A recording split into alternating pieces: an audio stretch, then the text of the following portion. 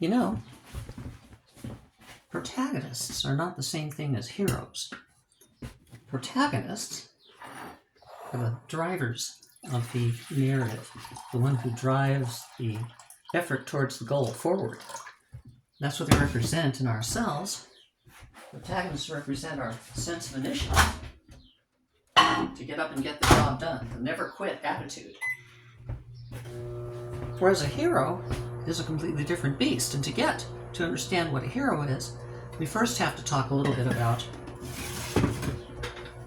what is a hero's made of, because it's made of more than one thing. A protagonist is that driver towards the goal, but there's also an important character in your story, no matter whether it's a screenplay or a novel. And that important character is the main character, the one that the audience empathizes with. They see through their eyes or stand and look over their shoulder. They either identify with them or care about them most. It seems that the passionate story revolves around this main character. And when you're not watching the effort to achieve the goal, you're looking at things through the eyes of this special empathetic character that we either empathize or sympathize with, depending on whether it's like Scrooge. We tend to sympathize with his plight, but not to empathize because we don't like to think of ourselves as that person. But in others, like with Luke Skywalker, he's a main character, and we tend to empathize with him and put ourselves in his shoes and think we're the hero too. Well, the hero primarily is made up of these two parts: the protagonist, driving the goal forward, the one central to the plot. The plot represents how we try to solve problems in our lives intellectually, with our reason. Whereas the main character is how we try to solve problems in our lives passionately. Or, another way to put it, try to solve the passionate problems.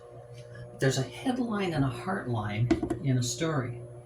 The headline is the logistics of the goal, and the heartline is the story of the evolutionary growth of one's passions to a point of considering whether to change or not. It is the main character who decides whether or not they're going to change their attitude or approach based on what they've learned in the story. And it's never an easy thing, because the main character is always looking at this new solution, that my old way of doing things, the tried and true way of doing it that's been around the block a few times and has always worked, is failing right now, and I don't know why. Is that because the current problem is an exception, or is it because the current problem is illustrating that my old way of doing it either never really was the best, or maybe the situation's changed and it's no longer valid? So do you go with the tried and true that isn't working right now, or do you go with the new kid on the block that seems to promise success, but you won't know till you try? And usually there's a lot of stuff on the line that makes it difficult for you to decide to try it, because if you're wrong, then all disaster strikes. That's what stories are all about. Put the thumbscrews on, the pressure's on. Now, when you take the protagonist who's trying to achieve the goal, the logistic, the headline of the story, and you put them into the same body as the main character, the one who's trying to work out the passionate issues and figure out the best way to go and deal with the emotional side, the heartline of the story, then you end up with a typical hero, or perhaps a stereotypical hero. So if you look at most stories, you're going to find like action adventures. They focus on the action part, the plot, and the protagonist trying to achieve the goal. But when it comes to the passionate side, there's usually some decision they have to make. Should I go this way? Should I go that way? I'll choose, oh, look, I succeeded, or oh, darn, I failed. Okay. But when you're looking at a story that's more about personal growth or relationships, or trying to come to terms with a long-time problem that one has suffered, well, then the plot part of the story is usually underplayed, and the goal is kind of a minor thing. If you solve the personal problem, then it enables you perhaps to solve the goal. But no, in some stories, you can do everything right and solve the personal problem and still not achieve the goal. Or achieve the goal and still feel miserable because you've not solved your personal problem, or just made it all that worse. But when you put the two together, you get your stereotypical hero. But other stories, such as To Kill a Mockingbird, well, there is no hero in To Kill a Mockingbird. There is a protagonist, however. That's Atticus, the Gregory Peck part in the movie. He's the one who's trying to make sure that a black man wrongly accused of raping a white girl in 1930s South, small town, gets a fair trial despite all the prejudice and preconceptions. He's very self-righteous, and he's a good guy, and he believes, and he's not prejudiced, and he wants to make sure that happens. That makes him the protagonist, but we don't see the story through his eyes. We see the story through the eyes of his young daughter, Scout. Scout, especially in the movie, you can see, is the one through whom we see prejudice at a child's view, the passionate view of it, trying to understand why people feel this way, why they act that way, why things are going wrong or wacko in the world right now. And you can see the filmmakers tuned into that, because every time we see Atticus, we see him from a distance. Every time we see Scout, we see her in close shots of her eyes, close shots of her face. We experience what she experiences, and we care about her as being the emotional center of the story, while Atticus is the logistic center of the story. And so you see scenes like when Atticus is there in front of the sheriff's office, making sure that the guy who's accused of rape, the black guy, is not lynched by the mob that's coming in. Well, what he does is he sits there with a gun across his lap, as I recall. But anyway, he's there, and he says, hey, heck tape, the sheriff is going to be around here somewhere. You people don't want to do this. It's illegal. Let the law take its course. And he sits there casually and makes this really great case for obeying the law, and eventually he diffuses the scene. However, when he does this, it's photographed from behind the crowd, from behind individuals in the crowd, or up where he is, but a large, wide shot. I don't know, wide like that? Okay. Wide shot where you can see him head to foot sitting there on the chair. Whereas when we're looking at Scout, there's no one in between us and Scout. We're right there with her face to draw us into her point of view. And the whole purpose for this, though probably not recognized structurally, but certainly intuitively by the author of the story, Harper Lee, is that the idea is that Scout is also prejudiced. She's prejudiced against Boo Radley, the boogeyman, that everybody thinks is killing children or hauling them off and doing terrible things. He lives down the street in a very spooky house. He's stowed in the basement, and sometimes he comes out and then there's trouble. At least that's what everybody says. Let me put the timer on for the coffee. I need 5 minutes. I've been talking for a little bit. I'll put it on for 4. Okay, so she's actually prejudiced against him because she buys all of the scuttlebutt. She buys the rumors. She's never seen Boo Radley. She's never seen anybody who actually was hurt by Boo Radley, but everybody says it, so she buys into it. But it turns out in the story, logistically, that Boo Radley is the one who's actually protecting her from danger, because the father of the girl who was supposedly raped by the black man actually did the raping, raped his own daughter. And he wants to make sure the black man pays for it to take suspicion off of himself. So he's causing all this trouble, and it gets to the point when Atticus is going to maybe get this black man acquitted of the crime.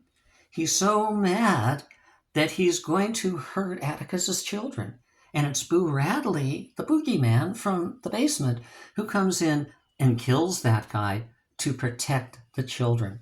And in the end, she realizes it and realizes she'd given him a bum rap.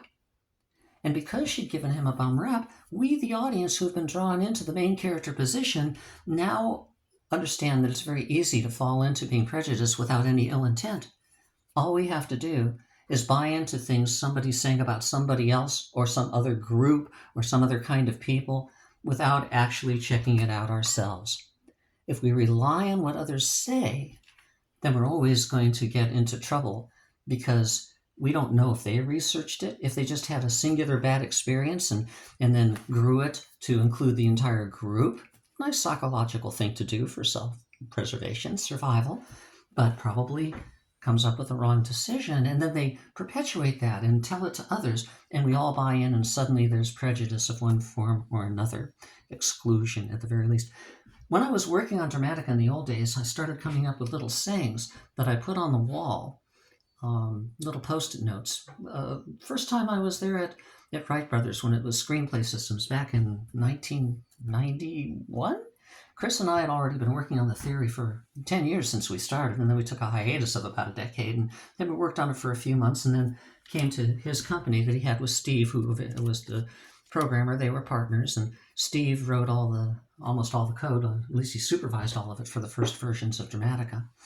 And when we went there, I wrote these post-it notes whenever something would occur to me, because working with Dramatica was a mind-opening experience. It forced me to think critically and not to rely on my preconceptions. And so, since that was happening to me, one of the main things that I did, I put, I guess the first post-it note said, don't take no for an answer. But it wasn't N-O, it was K-N-O-W. Don't take no for an answer.